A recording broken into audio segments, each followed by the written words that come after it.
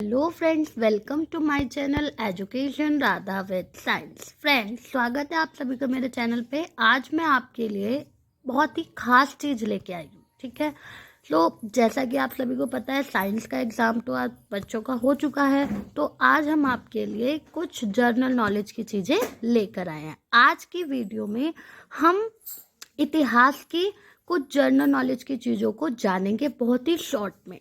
Hopes ये general knowledge की जो चीज़ें मैं आपके साथ शेयर करने वाली हूँ, तो ये आप लोगों को बहुत ही ज़्यादा पसंद आएंगी और आपके लिए हेल्पफुल भी होंगी। बहुत सारे कॉम्पिटिटिव एग्ज़ाम्स होते हैं, बहुत सारी अदर एग्ज़ाम्स होते हैं, तो वहाँ पर ये आपके लिए कहीं ना कहीं बहुत हेल्पफुल होने वाली है। तो चलिए स्टार्ट करते हैं। आज हम इतिहास के बारे में पढ़ेंगे, तो चलिए स्टार्ट करते हैं।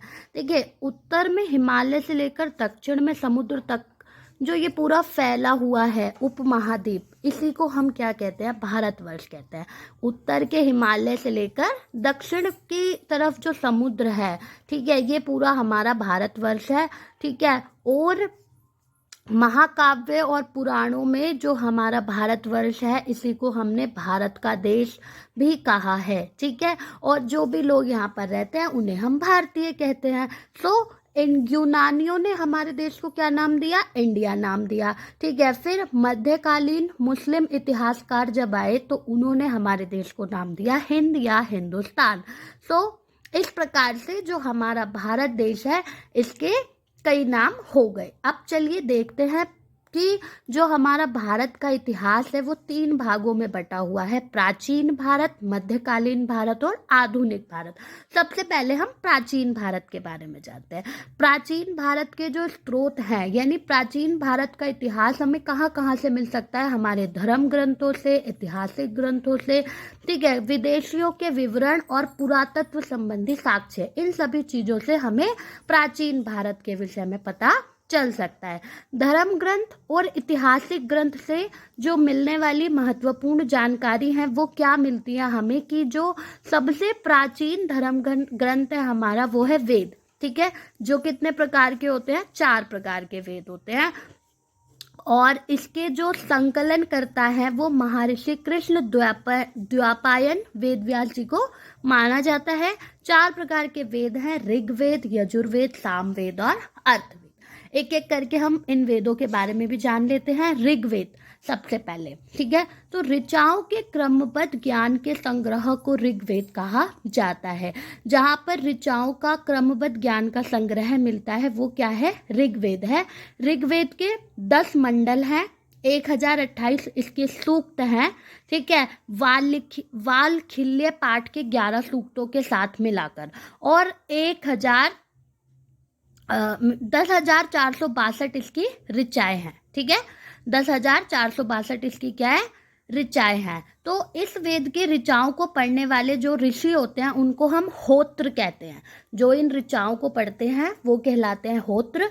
इस वेद से आर्य के राजनीतिक प्रणाली और इतिहास के बारे में हमें जानकारी मिलती है। ठीक है, विश्वामित्र द्वारा रचित ऋग्वेद के 3रे मंडल में सूर्य देवता सावित्री को समर्पित प्रसिद्ध गायत्री मंत्र है। यानी कि जो महर्षि विश्वामित्र ने लिखा था गायत्री मंत्र, वो ऋग्वेद के 3रे मंडल में है। ठीक है, और वो सूर्य देवता को समर्पित है।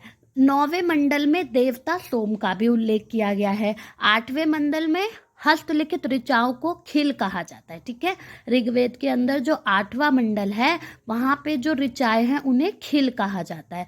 चातुर्वर्ण्य समाज की कल्पना का जो स्रोत है ऋग्वेद के 10वें मंडल में वर्णित पुरुष सूक्त है। ठीक है, और इसके अनुसार 4 वर्ण बनाए गए हैं: ब्राह्मण, क्षत्रिय, वैश्य और शूद्र। और आदि पुरुष ब्रह्मा के क्रमशः मुख, भुजाओं और जंघाओं और चरणों से उत्पन्न हुए हैं। और ये चारों चीजें क्या हैं? जो ब्रह्मा है उन्हीं की भुजाओं, जंघाओं और चरणों से उत्पन्न हुए हैं। तो यहाँ पर हमने इन 4 ऋग्वेद के विषय में जाना। ठीक है, अब हम जानते हैं आगे। देखिए, ईसा पूर्व और ईस्वी क्या होता है? तो वर्तमान में ग्रेगोरियन कैलेंडर, यानी कि जो ईसाई कैलेंडर है, जिसे जूलियन कैलेंडर भी कहते हैं, उसके अकॉर्डिंग जो ईसाई धर्मगुरु यानी ईसा मसीह थे, ठीक है, उनके जन्म वर्ष पर आधारित ये ईसा पूर्व या ईस्वी बनाया गया है। ईसा मसीह का जो जन्म है, उनके जन्म से पहले के समय को ईसा पूर्व यानी कि बिफोर क्रिस्ट कहा जाता है, ठीक है, before the birth of Jesus Christ. और ईसा पूर्व में वर्षों की गिनती जो होती है वो उल्टी चलती है, ठीक है, ईसा पूर्व में वर्षों की गिनती उल्टी दिशा में होती है। और जैसे महात्मा बुद्ध का जो जन्म था 563 ईसा पूर्व हुआ था, ठीक है, और उनकी जो मृत्यु हुई थी वो 483 ईसा पूर्व हुई थी। तो ये उल्टी चलती है इसमें गिनती।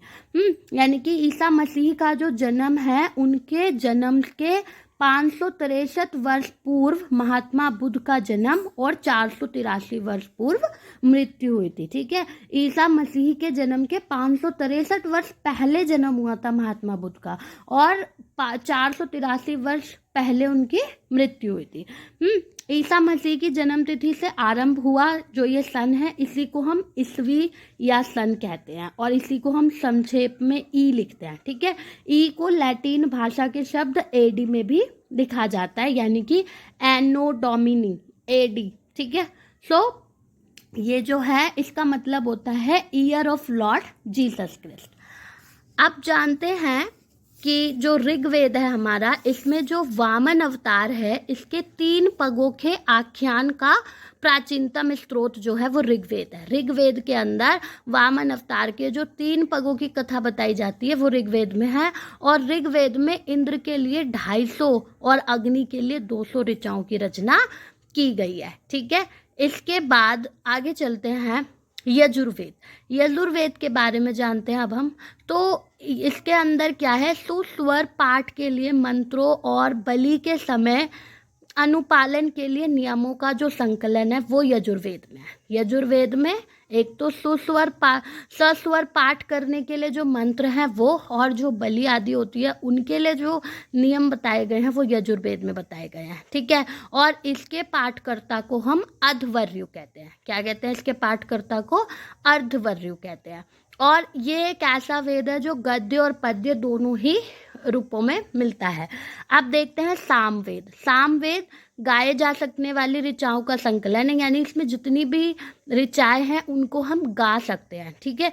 और इसके पाठकर्ता को, जो इसको पढ़ते हैं, उन्हें उद्रात्र कहते हैं। तो इसे भारतीय संगीत का हम जनक भी कह सकते हैं। तो सामवेद कहाँ से आए हैं? सामवेद जो है वो भारतीय संगीत का जनक है, यानी हमारा जो भारतीय संगीत है वो इन्हीं वेदों से आया है। अब बात करते हैं अथर्ववेद की। अथर्ववेद जो है ये अथर्वा ऋषि ने रचा है। इस वेद में रोग निवारण हेतु, रोग निवारण तंत्र मंत्र, जादू टोना, शाप, वशीकरण, आशीर्वाद, स्तुति, प्रायश्चित, औषधि, अनुसंधान, विवाह, प्रेम, राजकर्म, मातृभूमि, महात्म्य आदि ये सारी चीज़ों का इसमें क्या है, वर्णन किया गया है इन संबंधित चीज़ों से, ठीक है। मनुष्य के विचारों, विश्वासों, अंधविश्वासों आदि का इसमें वर्णन किया गया है अथर्ववेद में। और अथर्ववेद कन्याओं के जन्म के विषय में भी बताता है, ठीक है। इसमें सभा एवं समिति को प्रजापति की 2 पुत्रियां भी कहा गया है। और हमारा जो सबसे प्राचीन वेद है वो ऋग्वेद है, और सबसे लास्ट में जो आया था वो अथर्ववेद है, ठीक है। सो अब वेदों को समझने के लिए 6 वेदांगों की रचना हुई, जिसमें क्या है, शिक्षा, ज्योतिष, कल्प, व्याकरण, निरुक्त और छंद, ठीक है। और ऐतिहासिक कथाओं का सबसे अच्छा क्रमबद्ध विवरण जो है वो हमें किस में मिलता है? पुराणों में मिलता है। और इसके जो रचयिता हैं वो लोमहर्ष हैं, और इनके पुत्र उग्रश्रवा माने जाते हैं, ठीक है। जो लोमहर्ष और उनके पुत्र उग्रश्रवा हैं, उन्होंने ही पुराणों की रचना करी। 18 पुराण हैं, और उनमें से केवल 5 मत्स्य पुराण, वायु पुराण, विष्णु पुराण, ब्राह्मण पुराण और भागवत में ही राजाओं की वंशावली पाई जाती है। अब देखिए, जो हमारा विष्णु पुराण है ये मौर्य वंश से संबंधित है। जो हमारा मत्स्य पुराण है ये आंध्र सातवाहन के वंश से संबंधित है, और जो हमारा वायु पुराण है वो गुप्त वंश से संबंधित है, ठीक है। जितने भी श्लोक पुराणों में हैं सारे संस्कृत में लिखे गए हैं, ठीक है। और जिन लोगों को वेद पढ़ने की, पुराण पढ़ने की अनुमति नहीं है, जैसे कि स्त्रियों को अनुमति नहीं है, ठीक है, और शूद्र जाति को अनुमति नहीं है, तो उनको वो सुन सकते हैं, ठीक है। पुराणों का पाठ पुजारी जो है मंदिरों में करते हैं। स्त्री की सर्वाधिक गिरी हुई स्थिति मैत्रेयनी संहिता में भी प्राप्त होती है, ठीक है।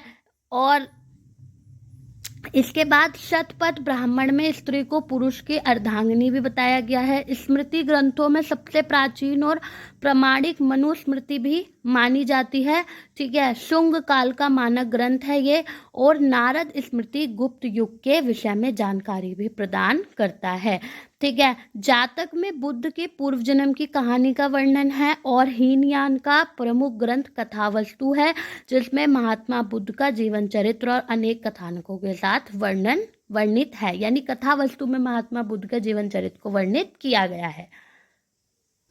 इसके बाद जैन साहित्य को आगम भी कहा जाता है। जैन धर्म का जो प्रारंभिक इतिहास है वो हमें कल्प सूत्र से देखने को मिलता है। बौद्ध महात्मा बुद्ध के बारे में कथा वस्तु से मिलेगी जानकारी, और जैन धर्म के बारे में कल्प सूत्र से, ठीक है। जो जैन ग्रंथ है भगवती सूत्र में महावीर के जीवन कृत्यों और बाकी समकालिकों के साथ उनका विवरण हमें देखने को मिलता है। अर्थशास्त्र के जो लेखक है वो चाणक्य हैं, ठीक है, जिन्हें कौटिल्य या विष्णुगुप्त भी कहते हैं, और 15 अधिकरणों 180 प्रकरणों में इसको विभाजित किया गया है अर्थशास्त्र को, ठीक है। मौर्यकालीन इतिहास की जानकारी हमें अर्थशास्त्र से मिलती है। फिर संस्कृत साहित्य में ऐतिहासिक घटनाओं को क्रमबद्ध लिखने का सर्वप्रथम प्रयास जो किया था वो कल्हण के द्वारा किया गया, ठीक है। कल्हण के द्वारा रचित जो पुस्तक है राज तरंगिणी नाम की एक पुस्तक है जो कि कल्हण ने रची है, और इसका जो संबंध है राज तरंगिणी का वो कश्मीर के इतिहास से है, ठीक है। अरबों की सिंध विजय का वृतांत जो है वो हमें चचनामा लेखक, जिसके लेखक अली अहमद हैं, उसमें देखने को मिलता है। अष्टाध्यायी की बात करते हैं तो ये जो पुस्तक है अष्टाध्यायी, ये संस्कृत भाषा व्याकरण की प्रथम पुस्तक, ठीक है, और इसके जो लेखक है वो पाणिनि हैं। इससे मौर्य के पहले का इतिहास और मौर्य युगीन राजनीतिक अवस्था की जानकारी हमें मिलती है। कात्यायन की गार्गी संहिता का ज्योतिष ग्रंथ है, और इससे भारत पर होने वाले यवन आक्रमण का भी उल्लेख हमें देखने को मिलता है। पतंजलि पुष्यमित्र शुंग के पुरोहित थे, और इनके महाभाष्य से शुंगों के इतिहास का हमें पता चलता है। तो ये कुछ जानकारी थी जो कि भारत के इतिहास से संबंधित है। नेक्स्ट वीडियो में हम अन्य जानकारियों के साथ मिलेंगे। आज के लिए बस इतना ही। Thank you.